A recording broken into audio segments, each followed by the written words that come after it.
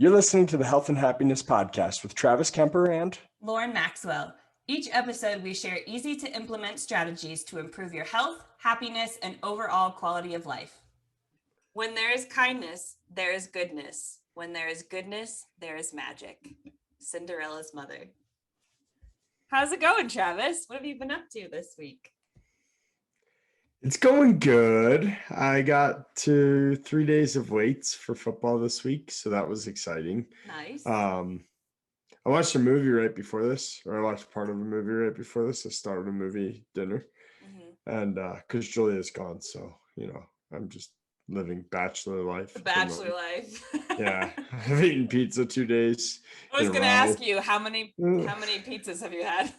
Frozen pizza is on the menu.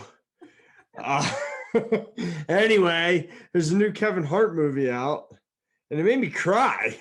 It made you cry? Yeah, I don't ever cry. You never cry at movies. Old Yeller, and what's Marley and Me? Movies with dogs. Yeah. Movies with dogs. Those are the only two movies I think I've ever cried at before today. This one was well done. This one's not about a dog. No, it's people. There's people. Yeah. You cried about people. Cried about people. Wow. So, yeah, we'll see. I haven't finished the movie yet. I'm hoping the rest of it's funny. It's Kevin Hart. You'll have to let me know. This is Fatherhood on Netflix, right? Yeah. We're not sponsored. Funny. We're not sponsored by Netflix, but if they want to sponsor us, I'm okay with that. Yeah, hopefully they'll call this week.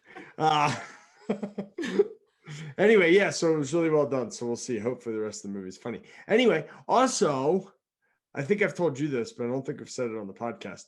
I'm excited for Halloween. Yes, you have told me. I have not been excited for Halloween since I came up with the Mario Kart idea. Yeah, in PT school. In PT school, yeah. We had 7 of us. And we all went as a different Mario Kart character, and we had balloons tied to our cars. It was awesome. That was one of the coolest costumes I've done. And I've done some pretty cool ones in my lifetime. That was my favorite one that I came up with. That's a good one. But I'm super excited this year because the development I moved into is like the hot spot for trick-or-treaters. Nice. That's so fun. So I've been thinking about my costume a lot because, it's in June. Yeah. I got to get ready. As you do. Right. And I think I'm going to be, I have to run this by my wife, but I think one of us is going to be Sven and one is going to be Olaf. I love it. Oh, that's going to be awesome. Who do you think is going to be who? I don't know. You don't know? I don't know. I love warm hugs, but warm costumes I might not love so much. Anyway, how's it going in your world? It's going pretty good. I actually have one of my best friends up here this weekend. She's at a wedding right now. But I haven't seen her since she got married in November because she lived in California at the time. And she moved back in February, March. And we're finally seeing each other for the first time since her big wedding. Her and her husband are up. It's been a lot of fun. We're just hanging out, catching up, awesome. All the good stuff. Yeah. Sounds good. Yeah. So what are we going to talk about today for our podcast? Well, because I got excited about Halloween, I then got excited about Disney. And then I did a little bit of research that I didn't expect to have any results on what are the effects of Disney on your health and things, and a whole bunch of stuff came up. But there's a couple studies, so we'll get into those later.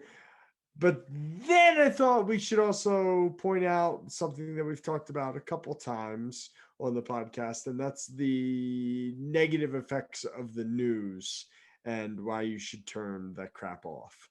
Mm-hmm. So yeah, that's what I think we should talk about today. Yeah, I think that's a great topic, and I like it combined with the lightheartedness of Disney at the end, because the news is hard to talk about. It's not super happy to talk about. So I'm happy we're going to end on something like Disney instead of, just feeling down after talking about the news. Yeah, blue. Yeah, doom and gloom on TV. Yeah, because that's what is happening on TV. And so let's go ahead and dig into some of the research. So the first study that we found wanted to look at the psychological effects of televised news. They were studied in two groups of undergraduate students who watched a 15-minute random newscast, so only 15 minutes of the news, mind you, followed by either a 15-minute progressive relaxation exercise or a 15-minute lecture, which was the controlled condition. They took subjective measures of anxiety, total mood disturbance, positive affect, and negative affect before and after the news, as well as following the relaxation exercise or the lecture. And the results showed that anxiety and total mood disturbance increased, obviously, after, I think it's obviously, after watching 15 minutes of the news. 15 minutes. 15 minutes, that's it. That's all you need to ruin your day. That's it. Yeah. Positive affect also decreased in both groups after watching the news. 15 minutes later, it actually, for the relaxation group only, it returned back to baseline. So their positive affect returned back to baseline, but only for the relaxation group, and didn't change in the control group. So like they were still anxious and lower positive affect after their lecture. So basically, the study is showing that watching the news on television triggers persisting negative psychological feelings that can't be buffered by like just diverting your attention elsewhere, like for the lecture, and can only be like redirected by psychological intervention, such as progressive relaxation or meditation. Yeah, and this has 15 been minutes. studied a lot. Yeah, Yeah. This has been studied a lot, and the conclusions are almost always the same. That it's really, really bad for your mental health. Things that are really, really bad for your mental health are really bad for your physical health. I think we've talked before. Like if you're depressed, you have a 40% higher likelihood of dying. If you're anxious, you have a 40% likelihood of dying. And that's from all causes. So it's really, really bad for you. So in more current news, 700 individuals were asked to self-report the duration of attention to pandemic news, level of depression, risk, perception, and future time perspective during the COVID-19 outbreak. And the results showed a significant positive correlation between the duration of attention to the news on COVID-19 and depression. Shocking. So they're making you depressed and anxious about a disease that's going to kill you more likely if you are depressed and anxious. Way to go, guys. Good work. So they did talk about some positive things in this, and we kind of talked about maybe we'll bring these up, maybe we won't. They talked about positive things that the news could do. And we almost didn't bring these up because we're like, well, they're not going to do them. So I don't know if it's worthwhile, but maybe you could spot them if one station does start to do it. If you are still watching the news, and you could be like, oh yeah, that's the one I want to watch. Yeah, totally. Yeah. Because they were saying that like news would be more effective and better for like people's overall like mental health if it was quick. If they spent equal time on positive and negative things, like that's just even equal, because like right now it is grossly overly exaggerated on negative. But yeah, like, and that's playing into our negativity bias, because exactly, mentally we are more likely to pay attention to the lion than we are to pay attention to the stars. Totally. Just as a survival instinct. So you pay attention to the negativity more. So they're there to make money, not to inform you, not to help you. They want to make money. So they just keep giving you negative stuff. Yeah, and to keep you coming back, because if they make you scared and afraid, you want to keep watching to see if like they're going to give you any like answers or comfort, which they Yeah. don't. They just make you more scared and afraid. Speaking about being scared and afraid, so each year, Gallup, Gallup is one of the big places that does polls on everything. Um, they do a poll on whether you think crime has increased from the year before or decreased. And every year that we've been alive, the majority of Americans have surveyed believe crime has increased in the US as a whole, but decreased in the local area. So they're completely wrong on the US as a whole. They're right in their local area because they're actually living it, and the news isn't like telling them that their neighbor was shot, and they would see Right. if their neighbor was shot. So Right. they can The better see that. idea. Right. So when they're driving around, they see, oh, yeah, things are getting better. So the majority of people think that crime is going down in their Locally. local area, which is good because it is. It's decreasing in this country throughout my entire lifetime. It's like half of what it was when we were born. Um, but yeah, people think it's more dangerous now. And that's because the news focuses on bad things. Like I remember when we were kids, my friends weren't allowed to come out and play, because of all the kidnappings, all the crazy amount of kidnappings, Lauren. That brings back some of my memories. Yeah, I have very specific memories of like my parents watching the news before I was going to bed, or like as I was going to bed, and it was always talking about kidnappings and how many people were kidnapped and how many kids got taken and abducted, and I was terrified as a kid because that's what I heard going to bed, that like I was going to get kidnapped. Like if you had asked me at like 7 years old, I was 100% sure I was going to be kidnapped because of all the kidnappings that I heard reported as I was going to bed on the news. And I actually recently was watching a comedian, Gary Goldman. I think his show was called The Great Depression on HBO. And he was talking about this, and it was interesting because it like just came up again. But he was talking about specifically like in the 80s, there was a new news broad.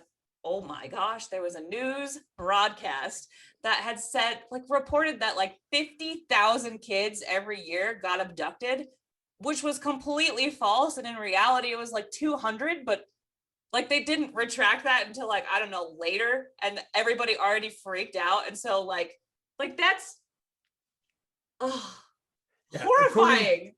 according to the FBI, in the last 20 years, it's less than one abduction or kidnapping a day in the entire US. It's not So 50,000 a less year. than Good less than one Lord. a day. So it's like averages less than 350 a year in this country of 330 million people.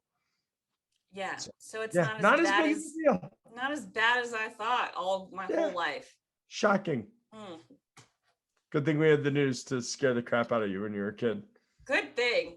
As if I wasn't scared enough of things already.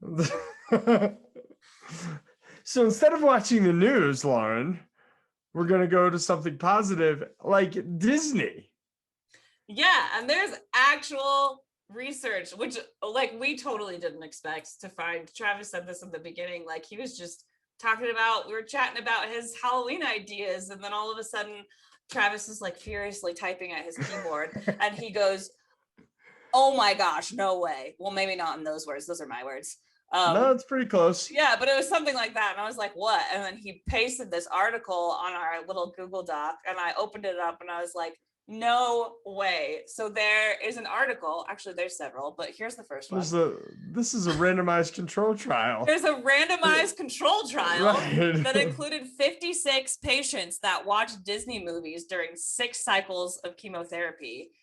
And the results showed that watching Disney movies during chemotherapy may be associated with improvements in quality of life in patients with gynecologic, oh my gosh, words are hard.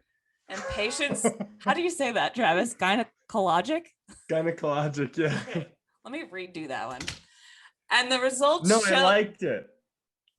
Am I stumbling over the word gynecologic? Yeah, because you just said words are hard, and there was one time in PT school with Dr. Lebec, where I was in a practical, and he was asking me a question, and the answer was prognosis. And I knew the answer, but I couldn't come up with the word. And I looked at him, and this was a practical. You were there. I guarantee you were there because you were in my lab group. And I looked at him, and the whole class is around, and I said, words.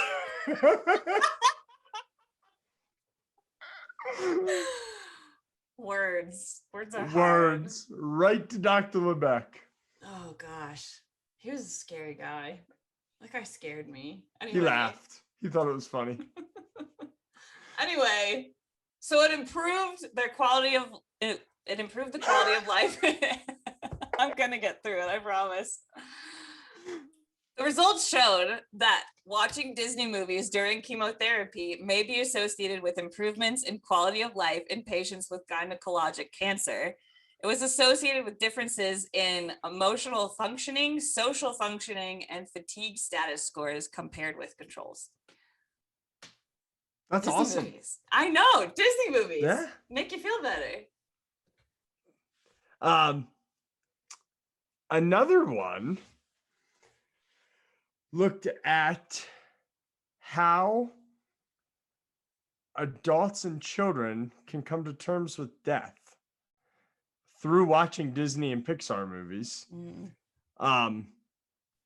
It found that the main characters in Disney and Pixar movies are more than twice as likely to die than in dramas aimed at adults, which is very interesting. But they think that this can be utilized to have difficult conversations with your kids and expose them to death before suddenly grandma dies. Right. And like you have to talk about it in that moment. Right. Yeah. Just exposure and early conversation is so helpful to like understand what death is. Like I remember learning what death is as a child. And like that it's forever and it's not like they're gonna come back. And like those are conversations that need to be had. And I think mine was actually after like the Lion King. Well, that would be a good one to have it. Mm-hmm. Yeah, I don't remember that. I remember my dog dying, and that was really hard. And then my grandma died, and that was even harder. Yeah, but I don't remember the conversations before. I also don't remember the Lion King hitting me. Movies are tough to make me really moved. I cry at all movies. You cry all the time. I cry all the time. As we've talked about. I don't know, last episode, or maybe a couple episodes ago, we talked about how crying means you're healthy. And then we decided that Travis didn't need to cry to be healthy because you had just taken your insurance test and it talked about how healthy you were. But crying is a sign of health for me. Anyway. It's very healthy emotion. Yes. There's another study that was the first to look at whether Disney animated characters can inspire children to help others immediately upon exposure. So it looked at 113 Dutch children and their friends. And children in the experimental condition were exposed to a Disney clip in which the main character helped a friend, while children in the control group watched a clip without that helping behavior. Afterward, children's helping behavior toward their friends was assessed during a puzzle challenge. So it's basically like they were supposed to complete like either a puzzle or a series of puzzles in a certain amount of time, and they like were aware of the time.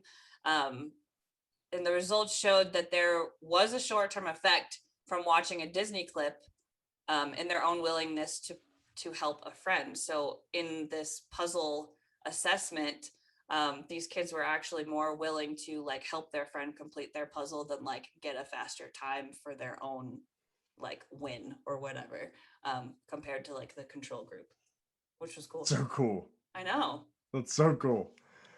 This last one didn't actually look at behavior. It looked at the behaviors of the characters in Disney animated films.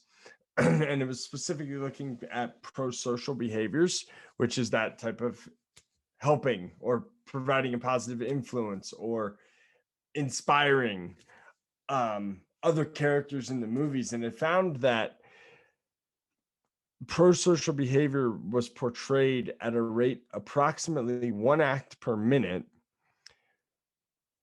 rarely occurred in combination with aggression, and the targets of the most pro-social behavior were friends, and they tended to help friends that were similar to themselves. And they found that that was nearly 7 times higher than the rate of pro-social behavior found in other children's television programming. 7 times is a ton. That's a And lot. 1 act per 700%. minute. Yeah, 1 act per minute. Like if these Disney movies are like an hour, hour and a half long, that's like 90 pro-social acts. Yeah, that's a lot of good inspiration to help you help your friends then. Totally. Or And like whatever. comparing, or not comparing, but like reflecting on the article that I talked about right before this one.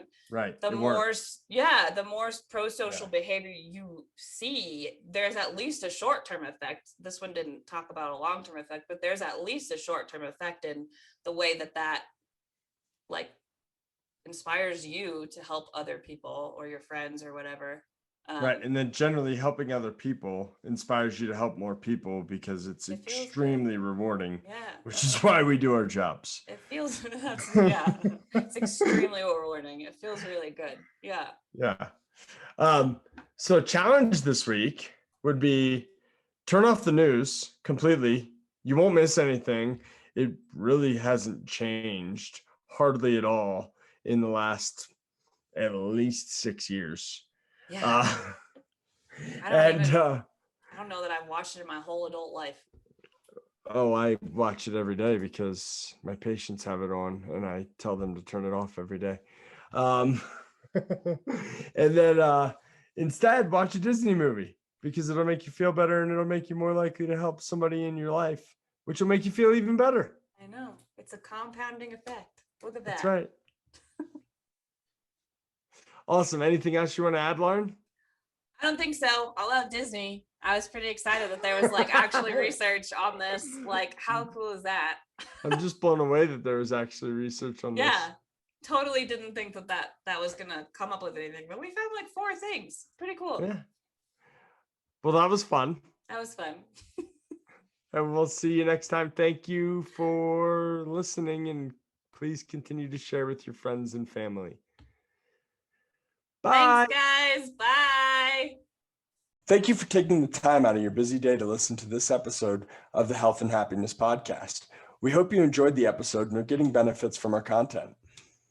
If your life is improving in part due to the information in this podcast, we would greatly appreciate you sharing the episode with your family and friends on social media and leaving us a review so we can continue to reach more people and improve the health and happiness of the community at large.